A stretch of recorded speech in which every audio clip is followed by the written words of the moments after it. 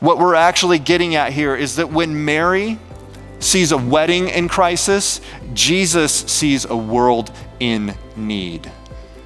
Author Tim Keller, he says that anything we count on for joy in life will eventually run out. Think of all the things we might count on for joy in life, and that's exactly what wine is. That's what wine represents to a party. That's what wine represents to a banquet or a feast. It's the joy that's brought into that moment, into that time of celebration. But think of all of the things that we find joy in. Maybe you find joy in your physical abilities. I love to go out and go for a run or go for a hike, do some kind of physical activity. But if that is my primary source of joy, I know enough to know that someday that joy is going to run out. Or I think about maybe an intellectual capability. Maybe you love to read and to learn and to grow in your understanding. I know enough to know that someday that capability, that joy is going to fade. It could be a social standing, maybe the great accomplishments that we've been a part of at work or in life, maybe that we're known for from other people. But someday those things are going to fade. They're going to be depleted. And whatever we count on for joy in life will one day run out. We live in a world where the wine runs out. And in this moment, the question we would face then is, will Jesus do anything to meet that need? Mary is holding on to hope because she says here at the end of that paragraph, do whatever he tells you to the servants. Let's keep reading. Now there were 6 stone water jars there for the Jewish rites of purification, each holding 20 or 30 gallons.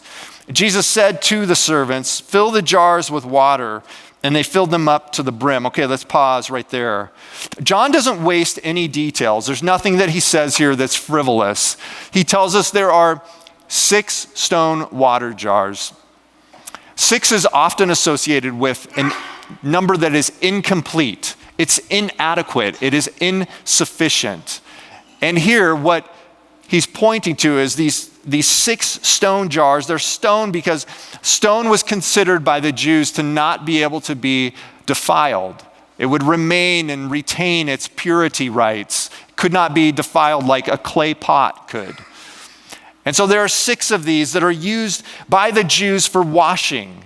And this isn't like the modern day sense of trying to get bacteria and germs off of our hands, but it was a religious significance. In fact, in Mark chapter 7, Mark writes about how the Pharisees and all the Jews do not eat unless they wash their hands properly. Again, we would say, well, that's a good thing, but they're not doing it for the same reason we do. They're doing it to wipe off the impurities in a spiritual sense of this world. They hold to the tradition of the elders, and when they come from the marketplace, they don't eat unless they wash. And there are many other traditions that they observe, such as the washing of cups and pots and copper vessels and dining couches. So these water jars are there, and Jesus tells the servants to fill them up to the brim. Now, this is a lot of water. Up to 120 gallons worth of water. And if we were to walk into the room at that point, into the banquet, we would see something that looked very normal. Of course, we walk in, we wash our hands off, and we prepare to go in, having washed away the defilement and the impurities of life.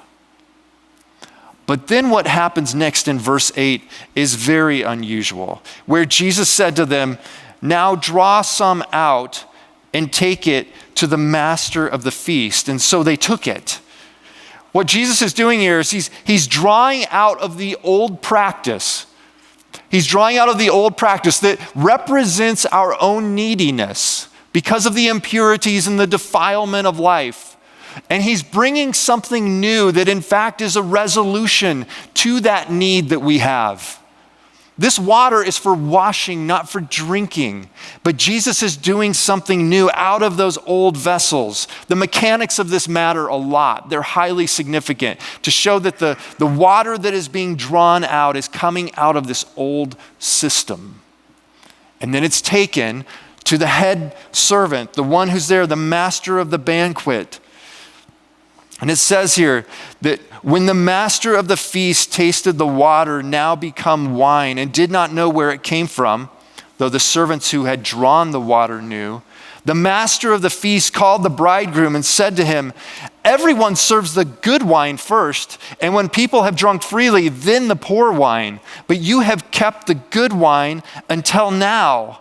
Jesus is taking out of this old vessel this new wine. And it's not just new wine, but it's the best wine. Normally, you would wait till people's palates had been desensitized a little bit, and then you would serve the cheap stuff. But Jesus is completely reversing the custom because he's sending the message that the best wine is yet to come. Again, if we look at the prophets of the Old Testament, they write about these banquets that would take place in the future, a time of great abundance, a time of incredible prosperity.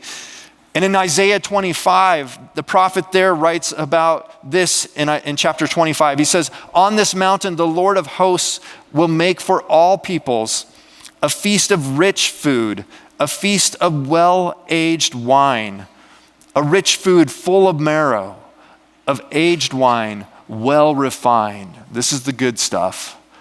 And he will swallow up on this mountain the covering that is cast over all peoples, the veil that is spread over all the nations. Okay, keep in mind, these are coming out of the purification jars.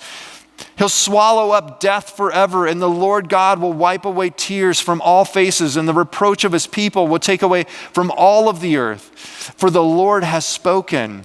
The water being used in Isaiah is to try to wash away our impurity is no longer needed. That water is no longer needed because all of the death and all of the things that cause tears in our life, all of the impurities, all of the things that we would try so hard to scrub off of our life is taken away. Because that is exactly the Messiah's ministry at the end of the age. That this new wine, unlike any wine before it, that is the best wine yet, is being served in abundance as a mark of the joy that accompanies God's saving work. Those 6 water vessels are no longer needed because Jesus has brought about something entirely new. Let's look back at the text here and see that this servant, the master, he goes to the bridegroom and he tells the bridegroom, like patting him on the back and just commending him, because everyone normally serves the good wine first and then the bad, but you kept the good wine until now. We can just imagine the bridegroom being like, I did? You're welcome. He's being commended for this action. But what's actually happening here is the true bridegroom is providing the wine.